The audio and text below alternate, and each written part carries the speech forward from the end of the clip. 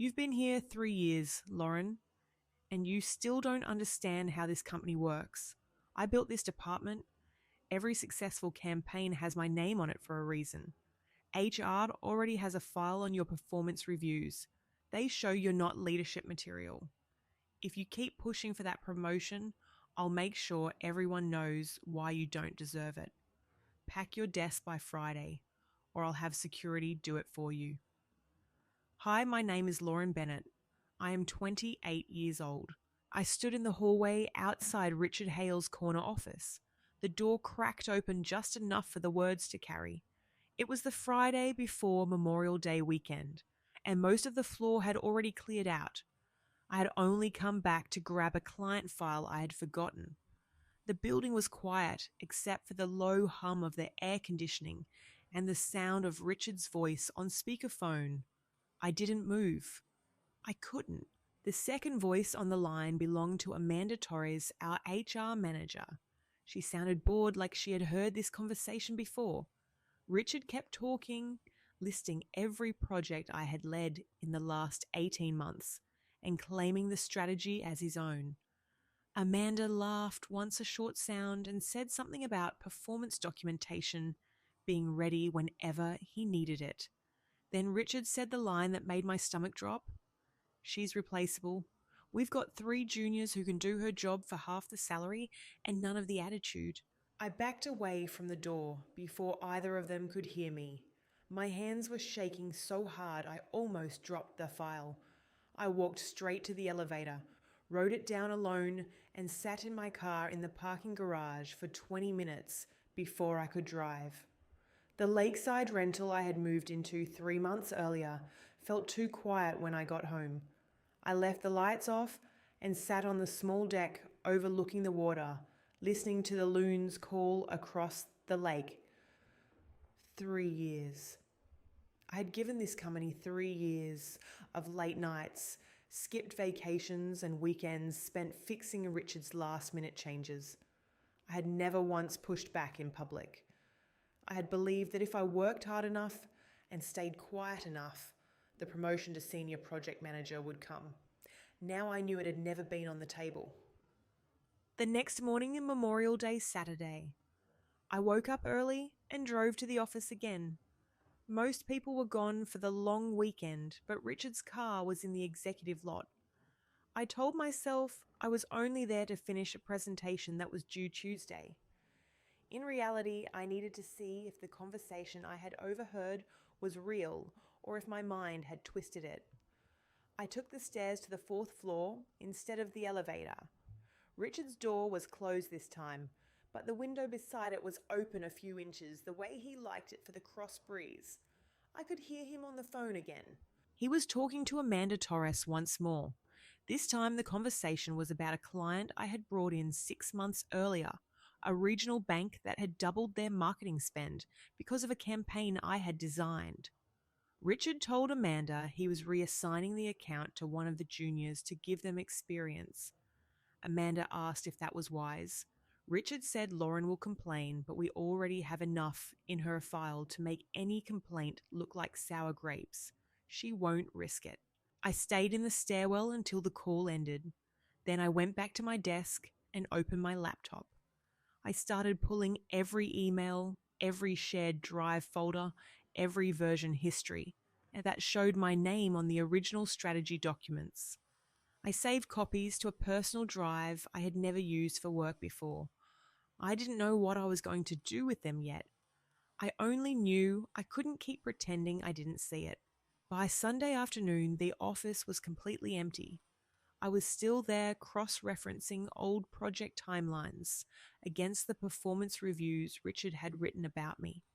Every review contained the same quiet phrases: needs to improve collaboration, sometimes struggles with direction, not yet ready for increased responsibility.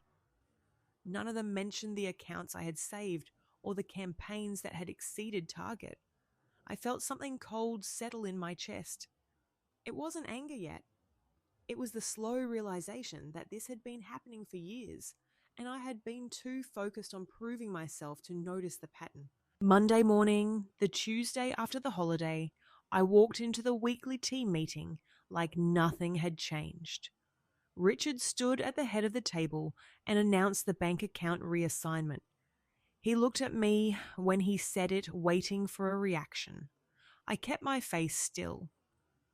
After the meeting, Amanda Torres stopped me in the hallway. She smiled the same polite smile she always used and asked if everything was all right. I told her it was. She nodded and said Richard had mentioned I might be feeling overwhelmed lately. Then she walked away before I could answer.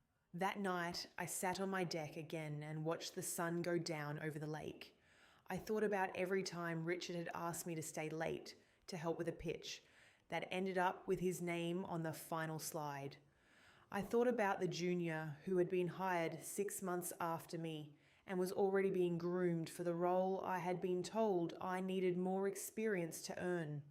I thought about the quiet comments Richard made in meetings about my tone when I presented data that contradicted his assumptions. None of it had seemed connected until now. The next morning, I sent a short email to Richard and Amanda. I requested a formal meeting to discuss my performance review and career path. I copied the head of our division without telling either of them I had done it.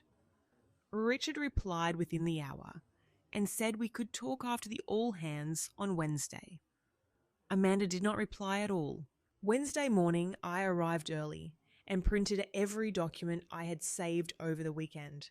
I put them in a plain folder and carried it into the conference room. Richard was already there with Amanda. He looked relaxed. She looked like she had been coached on what to say. I placed the folder on the table between us and asked why the bank account had been reassigned without any discussion with me. Richard said it was a development opportunity for the junior.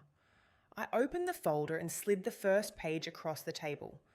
It was the original strategy document with my name in the author field, and Richard's name added later in a different font. Richard's expression did not change. Amanda leaned forward and said the company valued collaboration and that sometimes individual contributions got blended in team environments. I slid the next page across. It was an email chain where Richard had told a client the campaign concept had been his idea from the beginning. Amanda glanced at Richard. He told me I was being dramatic and that I should focus on the work instead of keeping score.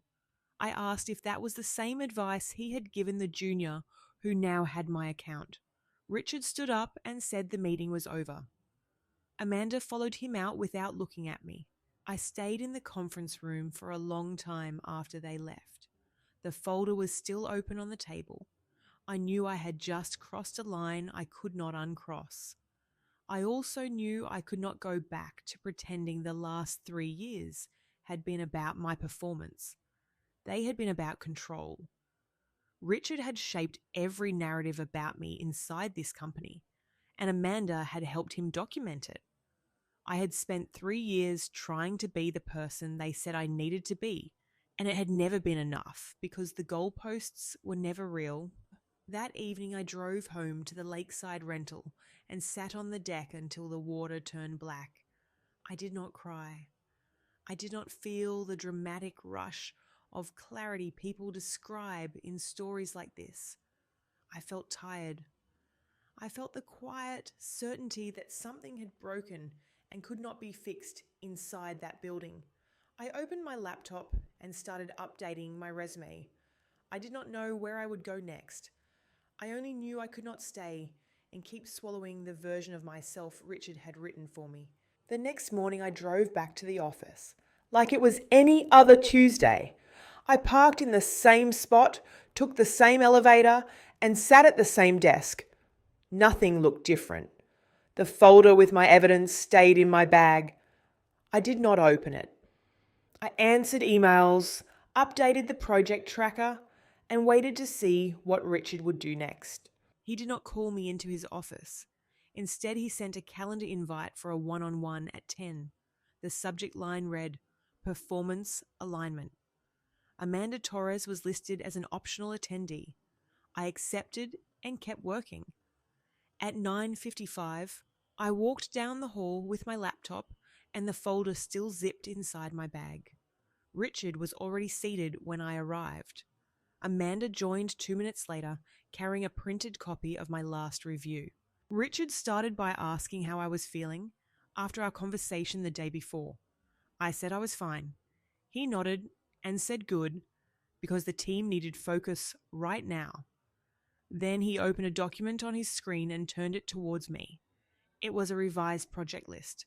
The bank account I had managed for 6 months was gone from my name. In its place were 2 smaller internal initiatives that usually went to new hires. Amanda added that these would give me breathing room to address some of the collaboration concerns noted in my file. I asked what specific collaboration concerns they were referring to. Richard said the language was standard and that I should not take it personally. Amanda said the important thing was moving forward. I looked at the screen again. One of the new projects was a rebrand for a product line that had already failed twice under someone else. The other was internal training material that no one read. I closed my laptop and asked if this was the development plan they had in mind when they told me I was not ready for senior level.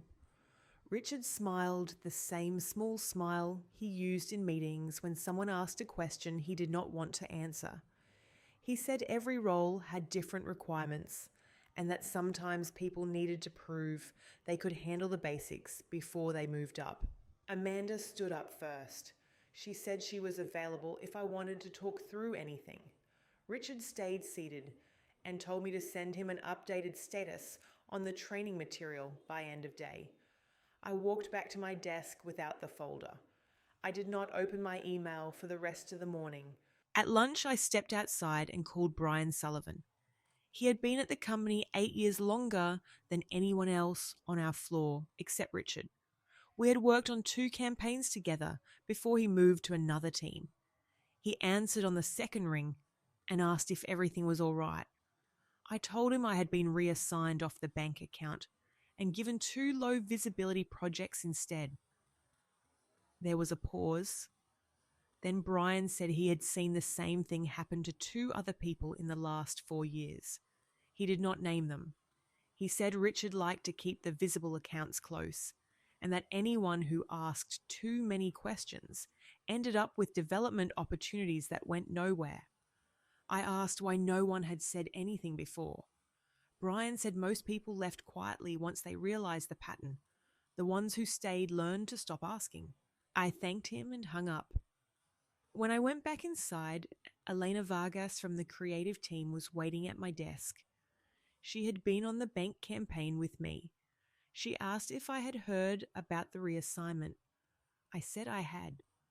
She lowered her voice and said the junior who got the account had already asked her for the original strategy decks because he did not know where to start. I told her I still had copies if she needed them for reference. Elena glanced toward Richard's office and said she would rather not get in the middle. Then she walked away. That afternoon, Richard emailed the entire team a note about aligning resources for Q3 priorities. My name was not on the bank account distribution list anymore. 2 other names I did not recognize had been added to projects I had been leading quietly in the background. I forwarded the email to myself and saved it with the rest of the documents. Thursday morning, Amanda sent a meeting request for what she called a check-in. It was just the 2 of us this time. She asked how the new projects were going and whether I had any concerns about workload. I said the workload was manageable. She nodded and made a note on her tablet. Then she asked if I had considered talking to someone in the employee assistance program. I asked why she thought I needed that. She said recent changes could be stressful and that the company wanted to support people through transitions. I asked what transition she was referring to. Amanda smiled the same polite smile and said she was just checking in. The meeting ended 5 minutes early. After she left, I opened the folder again. I added the calendar invite from Wednesday, the project reassignment email, and the note from the check-in. I counted the pages. There were now 17. I zipped the folder back into my bag and finished the training material Richard had assigned. I sent it at 4:50 p.m. He replied at 5:10 with one word, received. Friday morning, I arrived at the same time as usual. The floor felt quieter than normal. I sat down and opened my laptop. An email from Thomas Reed, the division head, was already in my inbox. It had been sent at 7:40 a.m. The subject was team alignment discussion. The body asked me to join a short call with him and Richard at 11. No agenda was listed. I accepted and closed the laptop again. At 10:55, I walked to the small conference room on the 5th floor where Thomas usually met with managers. Richard was already there when I arrived. Thomas came in 2 minutes later carrying a tablet. He sat at the head of the table and said he had heard there had been some recent changes to project assignments and wanted to make sure everything was on track. Richard said the changes were part of normal resource balancing and that I had been given opportunities to broaden my experience. Thomas looked at me and asked if I had any concerns. I opened my bag and took out the folder. I placed it on the table without opening it and said I had documentation showing that several accounts I had originated and managed had been reassigned without discussion, and that performance feedback I had received did not match the project outcomes. Richard leaned back in his chair. He said documentation could be interpreted in different ways and that context mattered. Thomas asked to see what I had brought. I slid the folder across the table. Richard reached for it first. Thomas stopped him with one hand and opened it himself. He flipped through the first few pages slowly. Then he closed the folder and said he would need time to review everything. He asked Richard to send him the original project charters and performance notes by end of day. Richard said that would not be a problem. Thomas looked at me again and said he appreciated me bringing this forward. The meeting ended. I went back to my desk and waited. At 3:20 p.m., Richard appeared in the doorway of my cubicle. He did not sit down. He said Thomas had asked for the files and that he hoped I understood this was all part of normal process. I said I understood. He stayed in the doorway another few seconds, then turned and walked away. At 4:45 p.m., an email from Amanda arrived. It was addressed only to me. The subject line read, "Follow up from today's discussion. The body said that while the company took all feedback seriously, it was important to maintain professional channels and that raising concerns directly with division leadership without first going through HR could create unnecessary friction." She offered to schedule a follow-up conversation the following week to ensure alignment. I did not reply. I stayed at my desk until the floor emptied. Then I opened the folder one more time and added the email from Amanda. I counted the pages again. 21. I put the folder back in my bag and shut down my computer. On the drive home to the lakeside rental, I kept the radio off.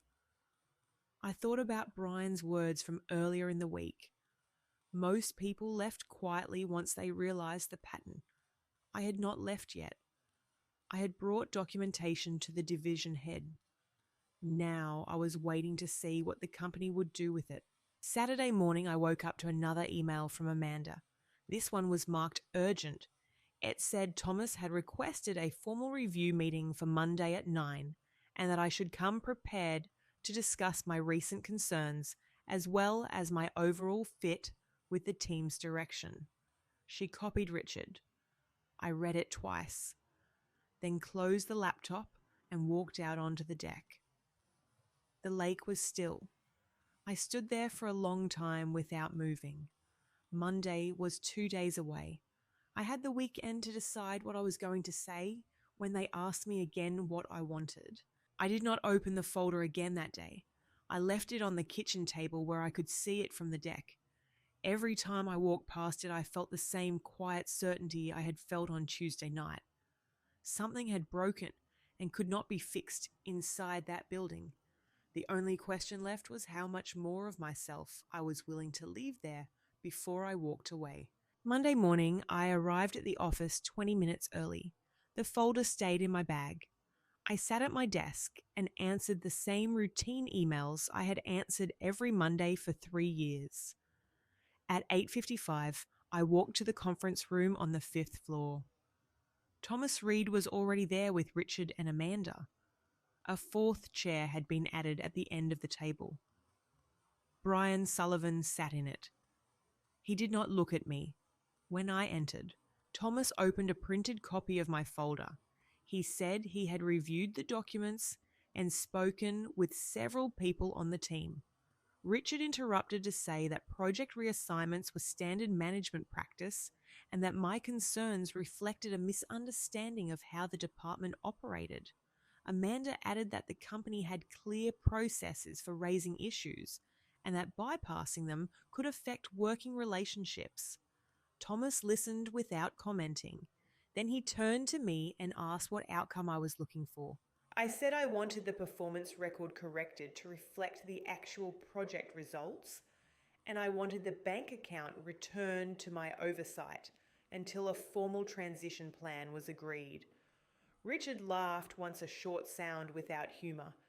He said the account had already been transitioned, and reversing it now would confuse the client and the junior assigned to it. Amanda said any correction to my record would require a full investigation, and that could take months. Thomas asked Brian if he had anything to add. Brian cleared his throat. He said he had worked with me on 2 earlier campaigns and that the strategy documents in the folder matched what he remembered presenting to clients. He added that he had seen similar reassignments happen to another team member 2 years earlier, a woman named Priya Sharma, who had left the company shortly after. Richard cut him off and said individual recollections were not the same as official records. Brian looked at the table and did not speak again. Thomas closed the folder. He said the company took documentation seriously and would conduct an internal review. In the meantime, I would be placed on a performance improvement plan with specific goals around collaboration and accepting direction. Amanda would oversee it. Richard would remain my direct manager. The meeting ended at 9:42 a.m. I walked back to my desk and opened the folder one last time. I added the calendar invite for the improvement plan meeting Amanda had already sent. Then I zipped the bag and left the building. I did not tell anyone where I was going. I drove to the lakeside rental and sat on the deck with the folder on the table beside me. The water was flat under a grey sky. I stayed there until the light started to fade. Tuesday morning, I sent a single email to Thomas Reed, Amanda Torres, and Richard Hale. The subject line was resignation effective immediately. The body said I was resigning my position and that my last day would be that day. I offered to complete any outstanding status updates by end of business, but stated I would not be returning to the office. I did not mention the folder or the improvement plan. I hit send, closed the laptop, and walked back out to the deck. By noon, Amanda had replied asking me to reconsider and offering to discuss the improvement plan in more detail. Richard had not replied. Thomas had sent a short note acknowledging receipt and wishing me well. I did not answer either of them. At 3:15 p.m, I received a call from Sophia Lang, a recruiter I had spoken with once the year before when I was updating my resume out of habit. She said she had seen my updated profile and had a senior project role open at a smaller firm across the lake. The pay was lower. The hours were stricter. There was no one named Richard Hale on the org chart. I told her I would send my materials that evening. The rest of the week passed without another message from the old office. On Friday, I drove into the city and signed the offer letter from Sophia's client. The new role started in 2 weeks. I spent the weekend packing the few boxes I had accumulated in the rental. I did not keep the folder. I scanned the pages, saved them to a personal drive, and shredded the paper. The empty folder went into the recycling bin behind the rental office. 2 months later, I was sitting at a different desk in a smaller building with a view of the same lake. The team was 5 people. The manager asked for input before reassigning accounts and sent calendar invites with actual agendas. No one had ever told me I was not leadership material. I still worked late sometimes, but only when I chose to. On the first Friday of every month, I drove past the old building on my way home. I never stopped. Brian Sullivan left the company 4 months after I did. He sent me a short message on a professional network saying he had accepted a role at another firm and that he hoped I was doing well. He did not mention Richard or the meeting. Elena Vargas stayed. The junior who took the bank account lasted 5 months before he was moved to another team with no explanation. I heard about it from Sophia, who still sent me occasional openings, even though I was no longer looking. Richard Hale remained in his corner office. The department continued to hit its numbers. The internal review Thomas had mentioned never produced any public findings. Amanda Torres was promoted to Director of People Operations 6 months later. I read the announcement in an industry newsletter and closed the tab without finishing the article. On clear evenings, I still sit on the deck of the new place I rented farther down the same lake.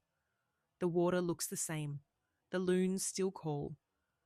I do not keep old performance reviews or strategy decks anymore. I keep a single printed email from Thomas Reed acknowledging my resignation. It is the only document I saved from that building. Sometimes I read it when the light is fading. It does not change what happened. It only confirms that I chose the version of the story I could live with. I learned that some facades do not need to be torn down by force. They only need to be walked away from. The people inside them will keep telling the same story to anyone who stays long enough to listen. I stopped listening. The cost was the sense of belonging I had tried to earn for 3 years. The gain was the quiet certainty that I no longer had to prove. I deserved a seat at a table that had never been offered to me in the first place. Thank you for listening to my story. If you have ever reached the point where staying silent felt more expensive than walking away, what choice did you make?